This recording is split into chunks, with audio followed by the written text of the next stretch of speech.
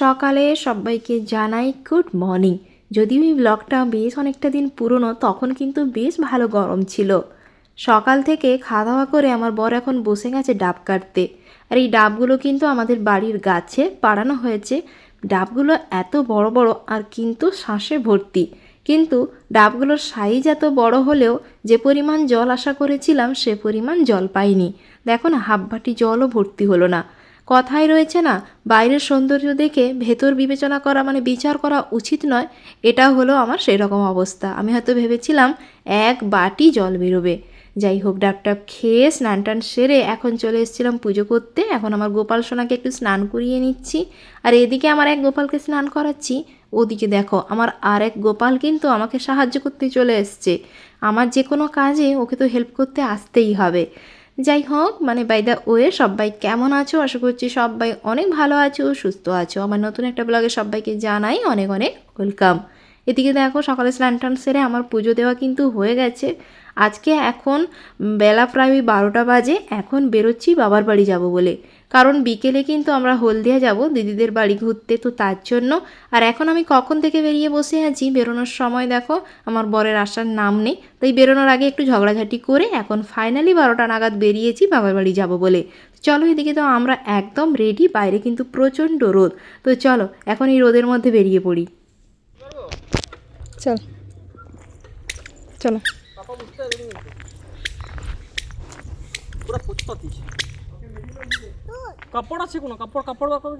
ও অন্যটা দিয়ে ঢেলে চল। বাবার বাড়ি চলে এসেছিলাম অনেকটা আগেই।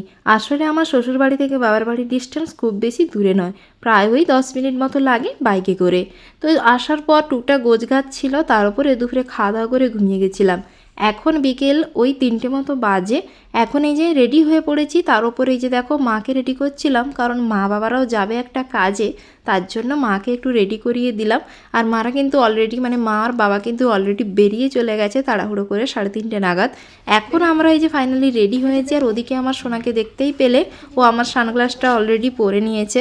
ও কিন্তু মানে ওর জিনিসের তুলনায় বড়দের জিনিস পরতে বেশি ভালোবাসে, আর সানগ্লাসটা পরে ওকে কিন্তু বেশ ভালো লাগছিল। যাই হোক, একটু ফটো তোলার পর এখন ফাইনালি আমরা রেডি হয়ে বেরিয়ে পড়ছি, কারণ এখন তো খুব তাড়াতাড়ি সন্ধেও নেমে যায়। তো বাইকে করে যাব বাচ্চা নিয়ে। তো তার জন্য দেখো এই 4টে নাগাদ আমরা বেরিয়ে পড়েছি।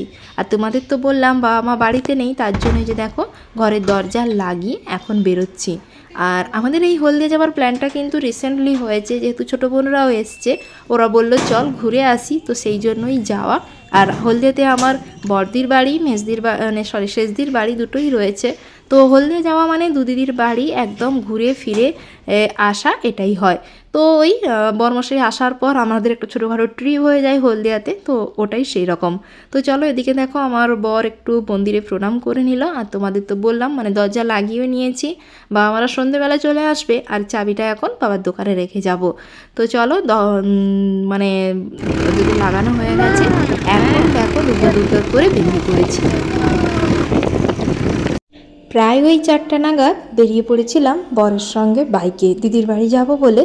আর সত্যি বলতে প্রায় 6 মাস পর বরের সাথে লং ড্রাইভে বাইকে যাচ্ছি, বেশ ভালো লাগছিল। আর তখন মানে এই ভিডিওটা করেছিলাম তখন কিন্তু বেশ গরম ছিল। তো এরকম বিকেলবেলা ঠান্ডা ঠান্ডা হাওয়া খেতে খেতে বেশ ভালো লাগছিল। তো অনেকটা দিন পর বাইকে চলে যেতে বেশ ভালো লাগছিল। তো দেখো, তোমাদের সঙ্গে কথা বলতে বলতে ফাইনালি চলে এসেছি কিন্তু হলদিয়াতে, আর দিদির বাড়ির সামনে। তো এখানে এসে যে দেখো ওদের বাড়ির জন্য একটু মিষ্টি নিয়ে নিলাম। আর আমার ছোটো বোনেরা কিন্তু সকালেই চলে এসেছিলো, যেহেতু ওদের ওখানে ক্যান্টিনে কিছু কাজ ছিল তার জন্য। তো দেখো আমরা এসেছি দেখে ওরাও বেরিয়ে এসছে। আর এটা হলো দিদিদের শিপিটির কোয়ার্টার। তো তাদের দেখে ভীষণ খুশি। তো চলো এখন ভেতরে যাওয়া যাক, ভেতরে ওখানে গিয়ে কি হচ্ছে চলো তোমাদেরকে দেখাই।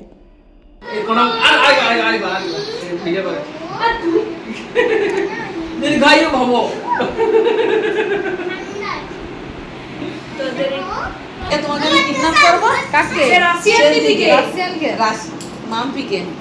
এইসব বৌদির হচ্ছে ওয়াশিং মেশিনে ঢুকিয়ে দেবো, দিয়ে ইনজেকশন করবো। এমনিতেই সারা দুপুর ঘুম নেই, তারপরে বাইকে ঠান্ডা ঠান্ডা হাওয়া খেয়ে আস্তে আস্তে আমার একটু ঠান্ডাও লেগে গেছে। এদিকে দিদি আসতে না আসতেই ধরিয়ে দিয়েছে গরম গরম চা। গরম গরম চা খেয়ে এখন আমরা দেখো সবাই মিলে রেডি হয়ে বেরিয়ে পড়েছি একটু ঘুরতে যাব বলে।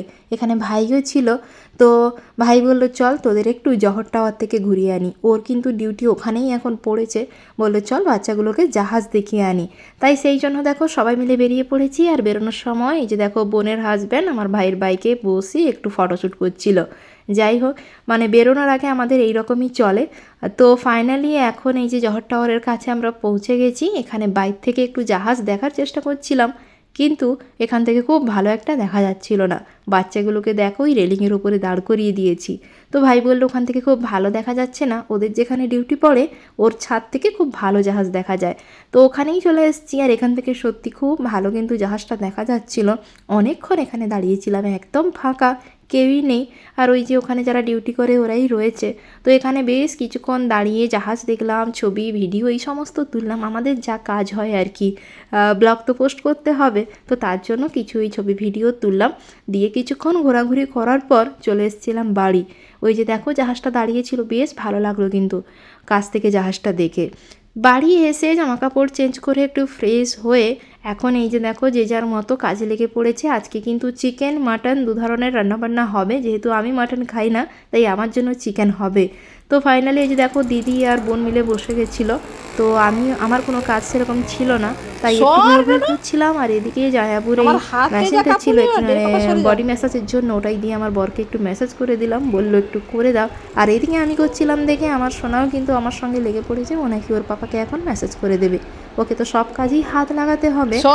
তো যাই হোক, দিদির বাড়ি এসে কিন্তু খুব এনজয় করলাম। আজকে দিদির বাড়িতে রয়েছি, কালকে কিন্তু আবার যাব আমরা সেজদির বাড়িতে।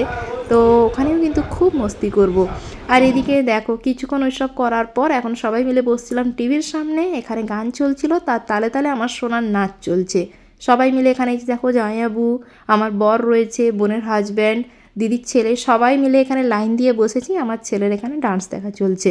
তো চলো তোমরাও একটু দেখে নাও আমার সোনা কীভাবে নাচ করছে। ও মাঝে মাঝে আবার লজ্জা পাচ্ছে, মাঝে মাঝে আবার গানের তালে তালে আবার ডান্স করছে। হাত তুলে হাত তুলে হ্যাঁ বলো সোজা।